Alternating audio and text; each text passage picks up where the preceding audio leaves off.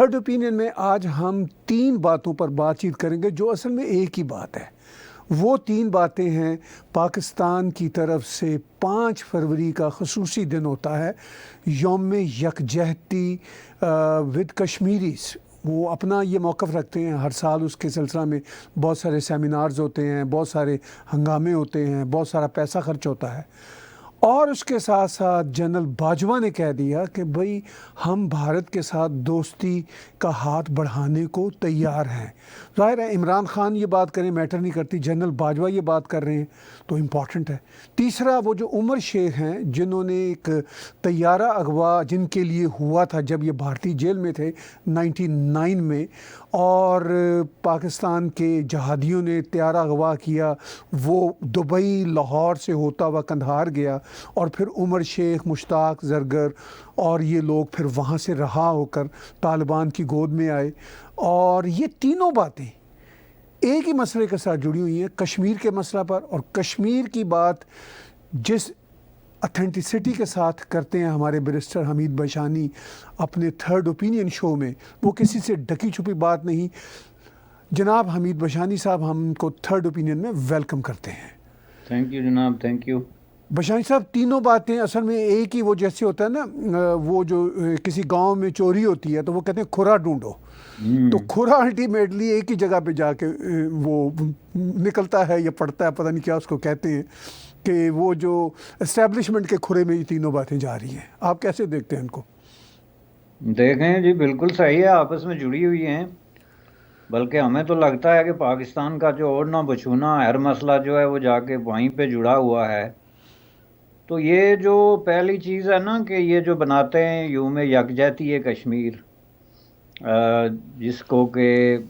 کافی جو ہے وہ بڑی جوش و خروش سے بنایا جاتا ہے، تو میں اس کو یوم یکجہتی کشمیر کے بجائے میں اس کو ایک یوم اسالٹ جو ہے نا، یوم assault on the young generation brains, جی، اور یوم وار آن انڈیا. یعنی assault day and war day. Assault اپنے لوگوں کے برین پہ اور وار جو ہے وہ انڈیا پہ. رائٹ. ایک وار جو فرینزی جو ہے نا وہ کریٹ کرنے کا ڈے آپ اس کو کہہ سکتے ہیں. تو اس میں یہ کوئی ڈھکی چھپی بات نہیں کہ اس ڈے کو کریٹ کرنے کا مقصد ہی یہی تھا، کیونکہ ظاہر ہے پاکستان کی ہسٹری میں بہت سارے دن ہیں، 14 اگست ہے، 23 مارچ ہے، وغیرہ وغیرہ، لیکن یہ ریسنٹلی فاؤنڈ ہوا تھا 1990 میں. اور اس میں کوئی یہ دو آرائیں نہیں ہے کہ قاضی حسین احمد صاحب جو اس وقت جماعت اسلامی کے ٹاپ لیڈر تھے، ان کی ایما پہ یہ کیا گیا، لیکن یہ محض ان کی ایما نہیں تھی، بلکہ اس کے پیچھے یہ جو یونائٹڈ جہاد کشمیر ہے اور یہ پاکستان کی جتنی جو آج کل کی زبان میں وانٹیڈ اور بین قسم کی ملیٹنٹ آرگنائزیشنز ہیں، فنڈامنٹلسٹ ٹیررسٹ آرگنائزیشن، یہ سب اس کے پیچھے جو ہے یہ ان کا برین تھا. لیکن اس کو کا سپوک پرسن جو ہے وہ قاضی حسین احمد تھا، چونکہ ظاہر ہے کہ وہ لیڈرشپ کے حوالے سے ان کی ایک آؤٹ ریچ تھی پاکستانی لیڈرشپ کے ساتھ. تو یہ ہوا کیا، اس کا پس منظر ہر سال مجھے دہرانا پڑتا ہے، وہ اگر ہم ویڈیو ہی کہیں ریکیپ کر لیں تو اسی کو دکھا دیں کہ وہ اس وقت چونکہ ملیٹنسی اپنے عروج پہ تھی. 1990 میں تقریباً 165 جو ملیٹنٹ آؤٹ فٹ تھے وہ کریٹ کر چکی تھی پاکستان انٹیلیجنس ایجنسیز جو ہے وہ کشمیر کے اندر، کشمیر سے وادی کے اندر، جموں کشمیر جو تھا اس وقت Indian state of Jammu and Kashmir, اس کے اندر. اور ان میں سے کم از کم جو ہے وہ 160 میں سے 140 جو ہیں وہ ناؤن قسم کی جو فنڈامنٹلسٹ ایفیلیشنز ہیں، ریلیجسلی جو ناؤن ہیں اور جن کے ریلیجس قسم کے کنیکشنز ہیں وہ تھے، یعنی جن کا سیاست کے ساتھ کوئی تعلق نہیں، جیسے ایل بدر، ایل انصار، L this, L that. Most of them جو تھے ان میں جو عرب فوجیٹیو جن کو آپ کہتے ہیں، جو ادھر سے آئے تھے افغانستان سے فارغ ہو کے، یا ادروائز جو ہے وہ اس ملیٹنسی کے دوران انڈر گراؤنڈ ہو گئے تھے، موسٹ وانٹیڈ کریمنلز جو عرب ورلڈ میں سے بھاگے ہوئے یا وہاں سے چھڑائے گئے لوگ تھے. ان میں سے کچھ ان کے ممبر تھے، کچھ لوکل ٹیررسٹ تھے، کچھ افغان تھے، یہ سب ملا کے، لیکن کشمیری ان میں نہ ہونے کے برابر تھے. تو یہ ایک طرح کا فارن انویژن تھا، یہ ایک طرح کی پراکسی انویژن جس کو آپ کہتے ہیں، کہ بجائے فوج کے یا ملیٹنٹ آرگنائزیشنز کے انہوں نے یہ چھوٹے چھوٹے آؤٹ فٹ، اور ہماری تحقیق کے مطابق، اور اس پہ ایک دو بکس بھی آئی ہیں، ڈاکومنٹیشن بھی ہوئی ہے، کسی بھی آؤٹ فٹ کے پاس 10 سے 20 سے زیادہ لوگ نہیں تھے، یعنی جو ان کے کمیٹیڈ کارڈر ہوتا ہے یا رینک اور فائل ان کے تھے 15 سے 20 لوگ سے زیادہ نہیں ہوتے تھے. تو یہ بیسکلی انہوں نے کیا کیوں تھا؟ کیا انہوں نے اس لیے تھا کہ جو آرگنائزیشنز پہلے سے وہاں پہ ملیٹنسی کر رہی تھی وہ آئی ایس آئی کے اثر و رسوخ سے نکل گئی تھی، اور اس کے بار بار ان کو انڈیکیشنز مل رہے تھے کہ مثلا زیادہ آگے آگے جو ہے وہ جے کے ایل ایف تھی، تو ایسے اشارے آ رہے تھے کہ جے کے ایل ایف کے کسی لیڈر نے یہ تقریر کر دی، یہ بیان دے دیا کہ ہمیں جی تو خود مختاری چاہیے، تو ہم تو پاکستان کے ساتھ نہیں ہیں، یا ہم جہاد پہ بلیو نہیں کرتے، اس طرح کے یعنی جو بیانات آتے تھے اس کی روشنی میں بالآخر انہوں نے طے کیا کہ اس کو نیوٹرلائز کیا جائے، جو ہے وہ جے کے ایل ایف کو، اور اس کے مقابلے میں پھر انہوں نے حزب المجاہدین اور پھر یہ انصار اور فلاں یہ 160 جو ہے گروپ جو ہیں وہ کریٹ کیے. تو ان گروپس کے پیچھے، ہر گروپ کے پیچھے ایک بہت بڑا مؤثر قسم کا گروپ جو ہے وہ پاکستان میں بیٹھا ہوتا تھا، جن کے دو کام تھے. ایک تو یہ ہے کہ ان کو پیسے جمع کر کے دیں، اور دوسرا ان کو اسلحہ دیں. اور ظاہر ہے کہ ان کے چونکہ پوسٹ جو تھی ملیٹری کے جو وہاں پہ پوسٹیں تھیں، ان کے ساتھ ان کی ریلیشن شپ تھی، ان کی کوئی چیکنگ نہیں ہوتی تھی، ان کو باقاعدہ کارڈ ایشو ہوتے تھے حریت پسند تنظیموں کے نام پہ، کہ مثلا الانصار کا ایک ہے تو اس کو کوئی چیک نہیں کرتا تھا کہ اس کے پاس کتنا اسلحہ ہے، چونکہ پرپز ہی یہی تھا کہ اسلحہ کو فیسیلیٹیٹ کیا جائے ٹرانسپورٹ کرنے میں اکراس دا بارڈر. کہا یہ جاتا تھا کہ یہ اسلحہ جو ہے جی یہ مجاہدین علاقہ غیر سے خرید کے لاتے ہیں اور پار جو ہے وہ بھیجتے ہیں، تو اس لیے ہمیں اس سے کوئی اعتراض نہیں، چونکہ یہ جہاد کر رہے ہیں اور بڑے نیکوکار قسم کے لوگ ہیں. تو اس تناظر میں انہوں نے جو مخالفت وہاں پہ کھڑی ہو رہی تھی، چونکہ جو سمجھدار لوگ تھے اس وقت وادی کے اندر، وہ سمجھتے تھے کہ یہ ہمیں نیوٹرلائز کرنے کی ایک سازش ہو رہی ہے، اور اس تحریک کو ایک طریقے سے فرقہ واریت اور ایک طرح کی ریلیجیسلی موٹیویٹڈ ٹیررزم بنانے کی سازش ہو رہی ہے. اس لیے وہ اس کے خلاف ایک بات تو کر رہے تھے، لیکن انہوں نے اتنا زبردست طریقے سے یہ مینیپولیشن کر لی کہ انہوں نے پاکستان میں یہ پروپوزل دی کہ جی ہم ان کے ساتھ یوم یکجہتی بناتے ہیں، جس کا مطلب یہ ہے کہ کراچی سے لے کے خیبر تک آپ ہر مسجد میں، ہر جو ہے وہ اسکول میں اور سرکاری عمارتوں میں، اور جہاں جہاں ممکن ہے وہاں جلسے اور ریلیاں جو ہیں وہ نکالیں. جس کو انہوں نے اس وقت جو انفارچونیٹلی نواز شریف تھے غالباً پنجاب کے چیف منسٹر، ان کی بے نظیر کے ساتھ ایک ٹسل چل رہی تھی، تو اس سے فائدہ اٹھا کے قاضی حسین احمد نے یہ پروپوزل دی، جس کو آگے بڑھا دیا گیا، اور یہ ایک باقاعدہ ایک آفیشیل دن بن گیا، جیسا آپ کا قائد اعظم ڈے ہے یا اقبال ڈے ہے یا اینی ادر ڈے ہے. تو اس دن کی خاصیت جو سب سے بڑی تھی کہ آپ نے تقریریں کرنی ہوتی تھی پورے ملک میں جو ہے وہ انڈیا کے خلاف. یوم یکجہتی کا مطلب یہ ہرگز نہیں کہ ہمیں کشمیریوں سے ہمدردی ہے، بلکہ اس میں آپ نے وہ لفظ ڈھونڈ کے لانے ہیں کہ انڈیا غاصب ہے جی، انڈیا ظالم ہے، انڈیا نے قبضہ کیا ہوا ہے، انڈیا یہ ہے وہ ہے. اور اس کے بعد پھر جو مولانا حضرات، وہ آپ کے پاس ریکارڈز ہیں، جو وہ دعائیں اور بد دعائیں اور ایک سلسلہ جو ہے وہ چلتا تھا پورے دن پیٹنے کا سلسلہ، وہ اب تک بھی چلتا ہے، آلدو کہ اس کی شدت میں کمی آ گئی. اور جی شدت میں کمی آنے کی وجہ جو ہے وہ چونکہ پیسہ بند ہو گیا، اور عوام کے اندر جو پاگل پن تھا اس میں بھی تھوڑا سا کمی آ گئی، ٹھہراؤ آ گیا. لیکن یہ بات وہی ہے، اور ابھی تک سرکاری سطح پہ، جس پہ میں سمجھتا ہوں کہ سرکار کو شرمندہ ہو کے معافی مانگنی چاہیے تھی. کس سے بچھانی صاحب معافی مانگتے ہیں؟ عوام سے، ایک تو کشمیری عوام سے معافی مانگتے، دوسرے انڈیا سے بھی مانگتے، اور چونکہ یہ تیسرا پاکستانی عوام سے بھی تو معافی مانگتے ہیں نا. ہاں، چونکہ پاکستانی عوام کے ساتھ جھوٹ بولا انہوں نے، منافقت کی اور ان کو غلط طریقے سے استعمال کیا. اس میں کوئی آزادی کا، یکجہتی کا کوئی تصور تھا نہیں. یہ تو ٹیررزم کو آفیشلائز کرنے کا اور ٹیررزم کو ایک سرکاری حیثیت دینے کا اعلان نامہ آپ اس کو کہہ سکتے ہیں، جی تو کہ جو کچھ ملیٹنٹ کر رہے ہیں ہم ریاستی سطح پہ اس کے ساتھ ہیں. اس کے ساتھ یہ تھا یعنی نا. 5 फरवरी کا जो यौम यकजहती है, आपने दुरुस्त कहा कि वो टेररिज्म को लेजिटिमाइज पाकिस्तान के कॉन्टेक्स्ट में करने का एक बहाना था। और दूसरी तरफ बशानी साहब बदकिस्मती देखी है कि ये जो 165 के करीब इन्होंने मिलिटेंट्स ऑर्गेनाइजेशन वहाँ पे बनाई, उनको आगे चलाया, चूँकि जहाद अफ़गानिस्तान से वापस आए हुए लोगों का भी फ़ायदा इन्होंने उठाया। दुनिया की आंखें भी बंद थीं क्योंकि दुनिया पाकिस्तान के साथ ही जहाद अफ़गानिस्तान के चक्कर में। और उसके बाद जो सबसे बड़ा जुल्म हुआ वो कश्मीरी हिंदू पंडितों के साथ हुआ। 6 लाख से ज़्यादा पंडित जो बेचारे बेघर हुए, हज़ारों उसमें मारे गए। और ये 19 जनवरी 1990 को होता है। और उसके कुछ चंद दिनों बाद ये उल्टा चोर कोतवाल को डांटे वाली बात है। इन्होंने कहा जी कि हम अब ये कश्मीरियों को, यानी जो कश्मीरी बेचारे थे असल में, उनको तो भगवा दिया, उनको कहा कि भागो यहाँ से। और जो मुसलमान कश्मीरी थे उनको अपने ईंधन का निशाना बनाया। ठीक है, कोई भी नहीं बख्शा। तो अब जब बाजवा साहब कहते हैं कि हम ये दोस्ती का हाथ बढ़ाने को तैयार हैं, तो दोस्ती तो भारत से सिर्फ पाकिस्तान आर्मी और इस्टेब्लिशमेंट की कश्मीर के कॉज की वजह से नहीं हो रही ना। तो क्या आपको लगता है कि इसमें कितने सिंसियर हैं मिस्टर बाजवा, क्या इनकी मजबूरियां हैं और भारत इस बात को कैसे लेगा? देखें जी, पहली बात ये है ना कि ये जो पाकिस्तान के मिलिट्री बासेस हैं, इनकी एक रवायत है कि बहुत अरसे तक एक टेंशन जब क्रिएट हो जाती है इंडिया के साथ लंबे अरसे तक, तो ये चूँकि सस्टेनेबल नहीं है दुनिया के किसी मुल्क में भी। जिस शक्ल में इंडिया और पाकिस्तान के दरमियान ये टेंशन का कैलिबर और जो दर्जा है ना, ये सस्टेनेबल नहीं होता।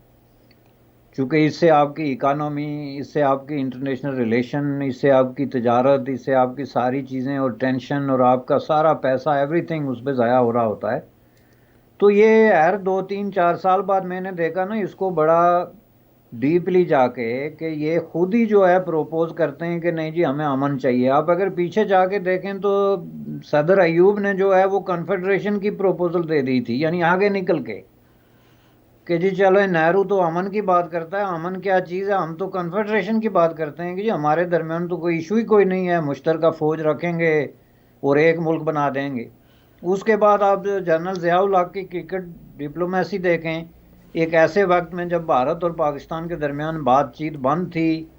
फ़ौजें जो है वो बॉर्डर्स पे आई बाल टू आई बार जो है वो खड़ी थी आपस में, और लगता था कि किसी वक्त भी हमला होने वाला है। तो जनरल साहब बगैर किसी इनविटेशन के क्रिकेट का बहाना करके वहाँ पे पहुँच गए और वहाँ जाके कहा कि जी हम अमन की बात करते हैं सरगोशियों में।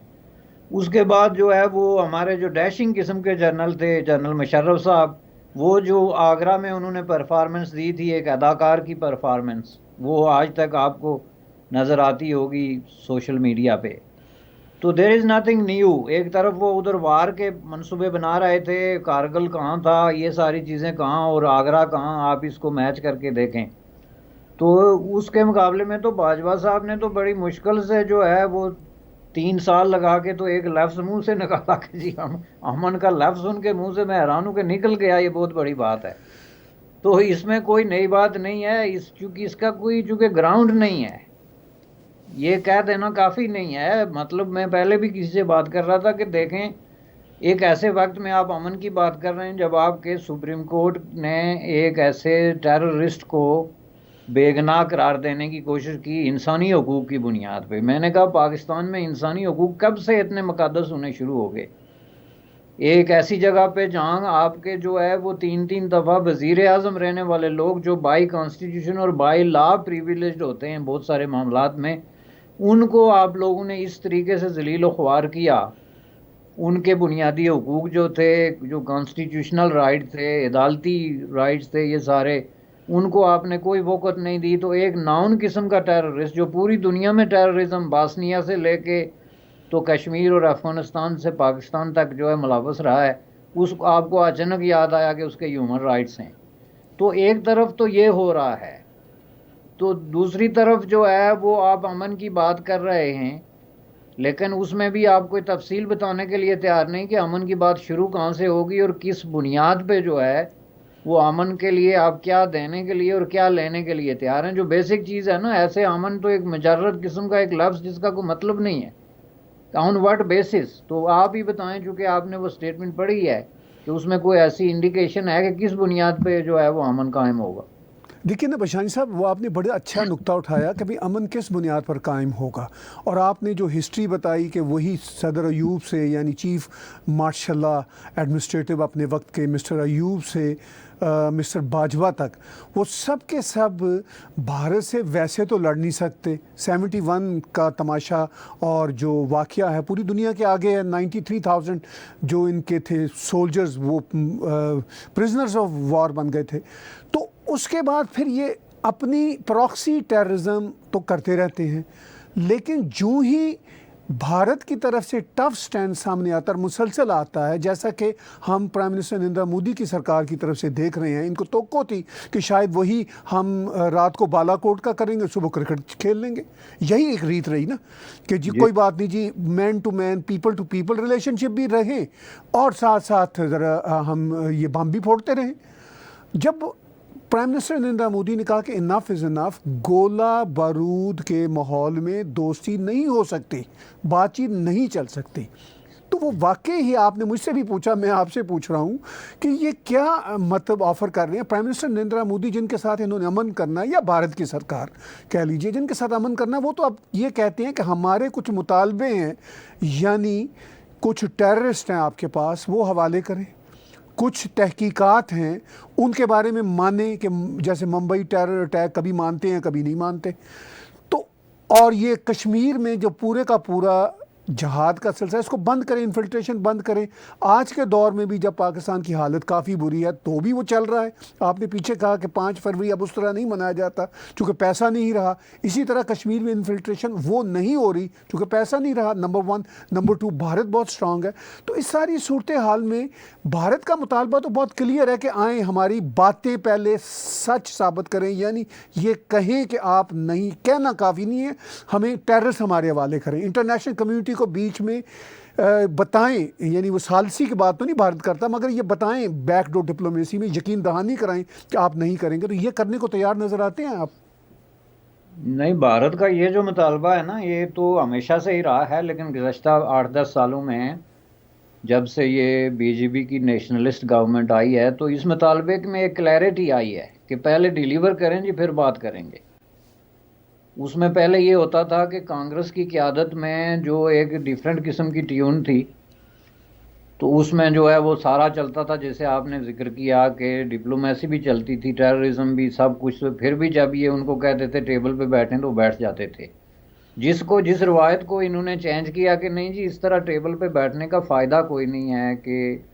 جب آپ کا سارا جو مشینری ہے جو کہ ٹیررزم کے ساتھ منسلک ہے وہ ہائی سپیڈ پہ فنکشنل ہے،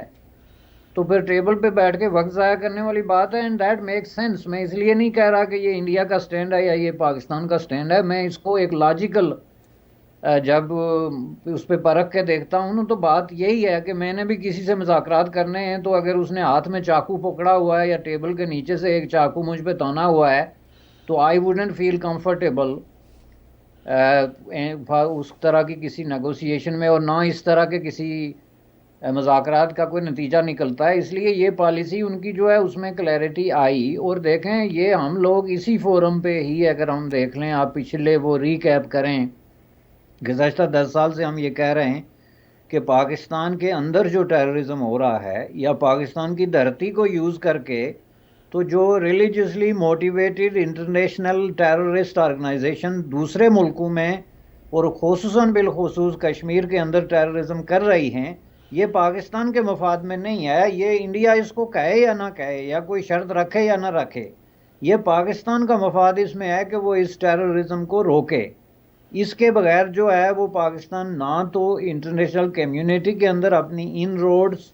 بنا سکتا ہے، نہ وہ سپیس لے سکتا ہے جس کا وہ خواہش مند ہے، اور نہ ہی اس خطے میں امن قائم ہو سکتا ہے. رہا سوال مسئلہ کشمیر کا حل، تو یہ تو ہم 30 سال سے کہتے ہیں کہ بھارت کو تھریٹ کر کے، یا اس کو یوز آف فورس کے ذریعے، یا یہ دھمکی دے کے کہ ہم انٹرنیشنل کمیونٹی ہمارے پیچھے کھڑی ہے،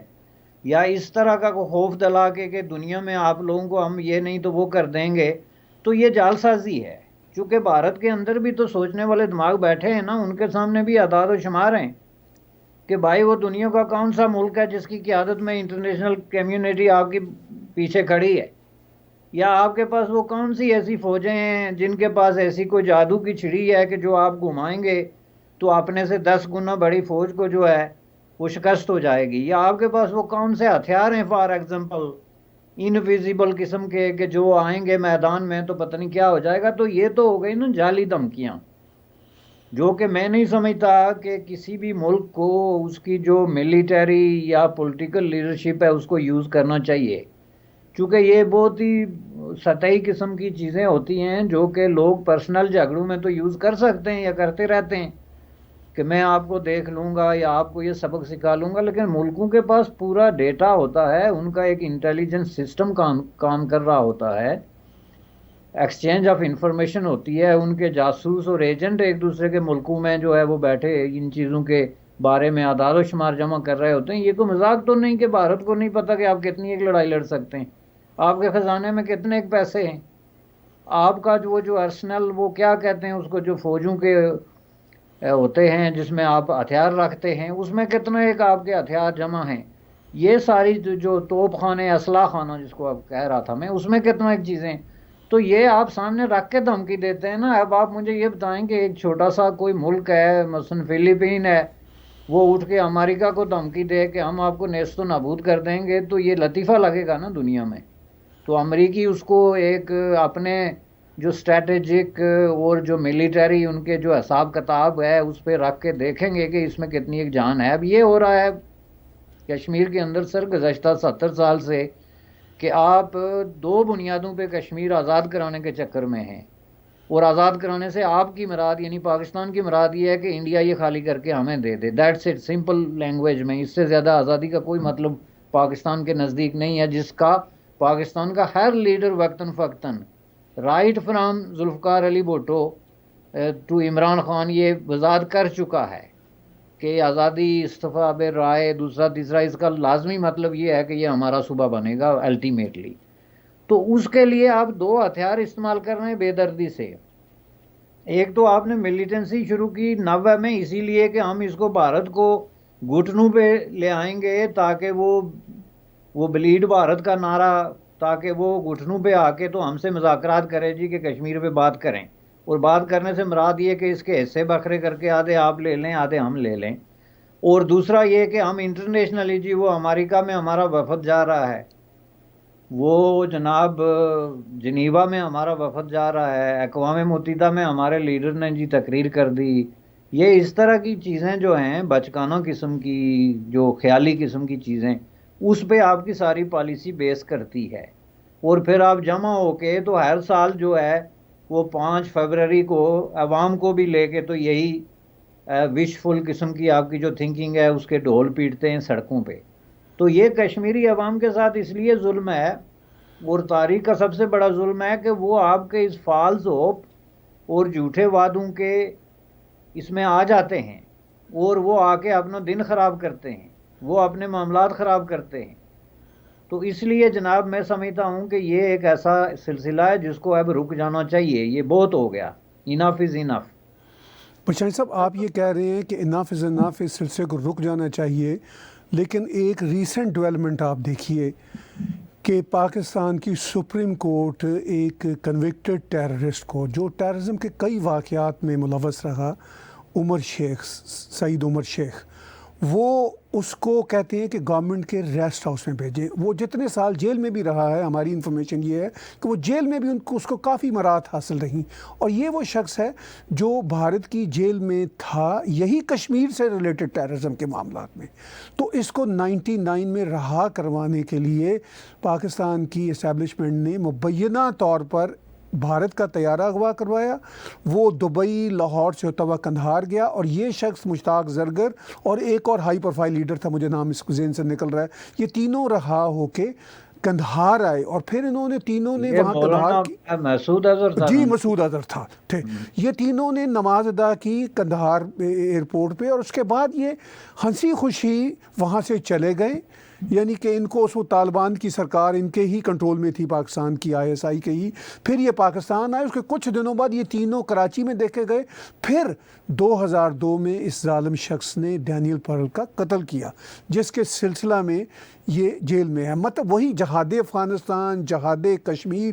کے ساتھ جڑا ہوا ایک کنوکٹڈ ٹیررسٹ ہے. اس کو رہا کرنے کے لیے آپ کہہ رہے ہیں کہ اناف از اناف، اب ختم ہو جانا چاہیے. مگر ہم سپریم کورٹ جو ظاہر ہے پاکستانی اسٹیبلشمنٹ کے فیصلے جو بھی ہوں وہ سپریم کورٹ اس چوں چرا نہیں کر سکتے، وہ وہی کہتے ہیں جو ان کی زبان ہوتی ہے. تو سپریم کورٹ تو یہ کہہ رہا ہے کہ جناب آپ اس کو گورنمنٹ کے بڑے اعلیٰ نسل کے ریسٹ آؤٹ میں بھیجیں. ادھر امریکن بھی کنسرن شو کر رہے ہیں کہ یہ کیا ہو رہا ہے. تو یہ کیسے سدھرے گا کام؟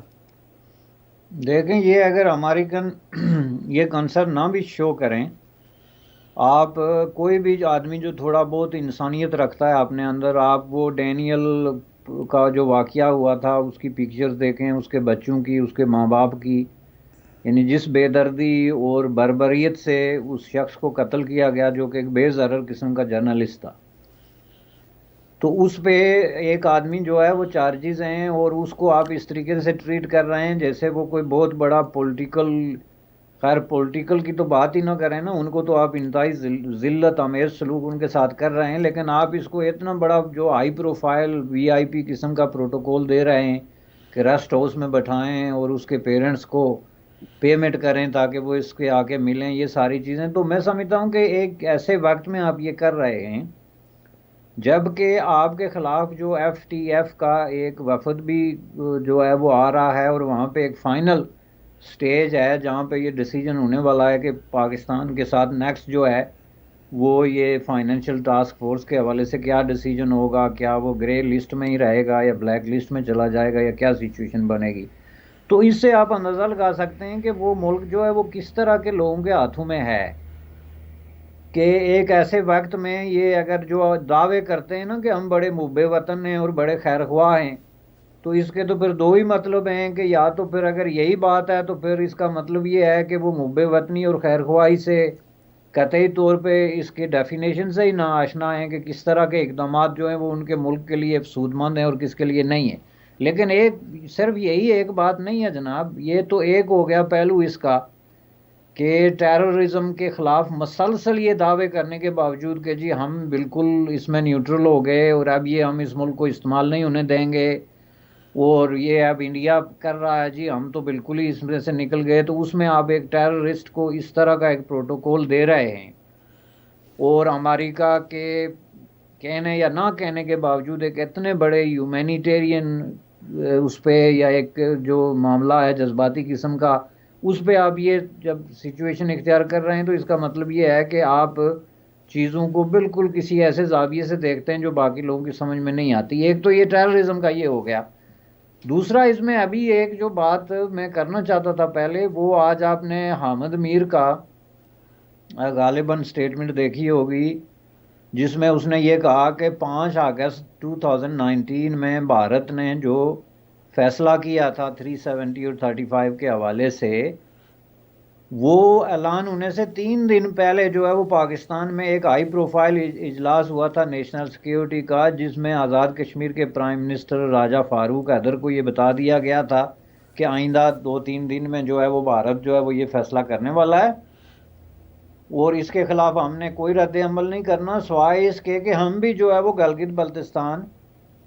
اور آزاد کشمیر کو جو ہے وہ پاکستان کا صوبہ بنا دیں گے. اب یہ انکشاف جو احمد میر نے کیا ہے، احمد میر جو ہے وہ آپ اس پہ جتنا بھی کوئی اعتراض کریں یا الزام یا جو بھی ہے، تو پاکستان کے جو موسٹ فیو کریڈیبل جرنلسٹ ہیں ان میں سے ایک تو وہ ہے. اور یا کم از کم یہ تو کہہ سکتے ہیں اسٹیبلشمنٹ سے بھی بڑے اچھے روابط ہیں اس کے، روابط ہیں، انفارمیشن ہے. اور دوسرا آپ کو یاد ہوگا کہ ہم نے اپنے پروگراموں میں لاسٹ ایئر جی یہ چیزیں پہلے ہی سال پہلے کہہ دی تھی جو بالکل آن کہتے ریکارڈ ہیں کہ بالکل آن بھائی یہ ریکارڈ ان کا ملا جلا پروگرام ہے جو احمد میر نے 1 سال بعد انکشاف کیا. چلو اس کی مہربانی، ٹھیک ہے لیکن ہم نے سال پہلے یہ کہہ دیا تھا کہ دونوں طرف سے انڈرسٹینڈنگ ہے، بالکل کہہ دیا تھا، اور انہوں نے ان کو کہا ہے کہ آپ کریں بھائی کشمیر میں جو کر رہے ہیں ہم نے کچھ نہیں کرنا، اور بالکل انہوں نے جا کے اپنے لوگ بھی روکے تھے. یہ ہمارا ویڈیو موجود ہے 3-4. بالکل ٹھیک بات. تو وہ میرا رنگ اپ کرنے کا مقصد یہ ہے کہ یہ جو یوم یکجہتی کشمیر بن رہا ہے، اس کا تو پھر ایسنس یہ ہو گیا کہ کشمیر کو ٹکڑے ٹکڑے کر کے، تو اگر آپ کو کوئی ٹکڑا مل رہا ہے تو بس آپ اس پہ خاموش اور آپ پورے طریقے سے مطمئن ہیں،